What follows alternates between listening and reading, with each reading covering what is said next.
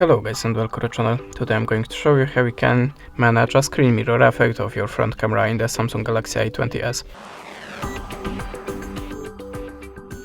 So at the start you have to open the camera up. Now flip the camera to the front one.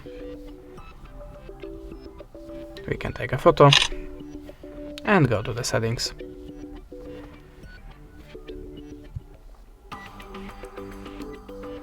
Okay.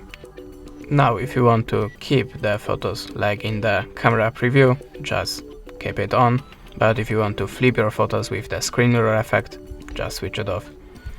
Go back to the camera, and now if you take the photo, you can see it's flipped.